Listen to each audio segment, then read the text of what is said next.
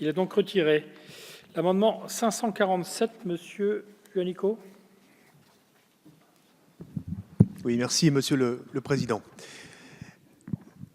L'alinéa 11, à l'article 28, élargit les possibilités de détachement d'office, puisqu'il prévoit qu'en dehors des cas où ils sont mis à disposition, les fonctionnaires, lorsqu'ils exercent leur mission auprès d'une personne morale de droit privé, peuvent être détachés d'office auprès de cette personne de droit privé. Alors, bien évidemment, on l'a dit, l'article 28 ne concerne pas que les CTS, mais tous les autres fonctionnaires. Par contre, l'alinéa 11, lui, vise explicitement les conseillers techniques et sportifs, puisque ce sont les seuls fonctionnaires, aujourd'hui, dont les missions s'exercent auprès d'organismes privés, les CTS, qui sont placés auprès des fédérations sportives, auprès des ligues dans nos régions ou auprès de nos comités sportifs dans les départements. Donc on voit là que sous couvert d'élargir des possibilités pour d'autres catégories de fonctionnaires, ce sont bien les conseillers techniques et sportifs qui sont visés. Et je pense, et nous pensons, nous sommes nombreux à penser, que le retrait de cet alinéa, qui est l'objectif de mon amendement, permettrait de retrouver de la sérénité qui a beaucoup manqué depuis maintenant 8 mois, puisqu'on connaît cette décision de supprimer 1600 postes fonctionnaires au ministère des Sports depuis le mois de septembre.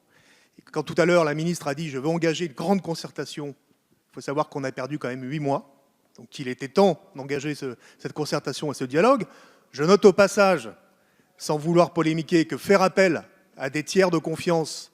quand on est ministre d'un gouvernement et qu'on est dans le cadre d'une négociation et d'une discussion avec les fonctionnaires de son ministère, ça me paraît un tout petit peu, pas banal en tout cas, peu commun, mais bref, il faut retrouver de la sérénité. Le retrait de cet alinéa, le fait de supprimer cet alinéa, permettrait aujourd'hui de rassurer toute une profession, un métier, celui des conseillers techniques et sportifs, qui sont aujourd'hui vent debout, qui sont extrêmement déstabilisés, de même que les athlètes, à la veille de grands événements sportifs internationaux qu'on a rappelés tout à l'heure, et dans une réforme qui a été extrêmement mal préparée, notamment dans ses aspects compensation financière pour les fédérations ou pour les solutions alternatives à la formation des entraîneurs des équipes de France. Aujourd'hui, il faut bien le savoir, 8 mois après le début de cette crise, il y a aujourd'hui des conseillers techniques et sportifs qui songent à partir à l'étranger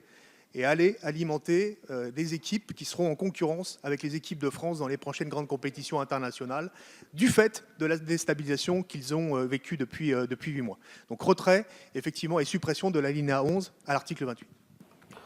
Merci. Avant de vous donner la parole, Madame la rapporteure, simplement sur le vote de l'article 28, je suis saisi par le groupe socialiste apparenté, le groupe La Gauche démocrate et républicaine, d'une demande de scrutin public. Le scrutin est annoncé dans l'enceinte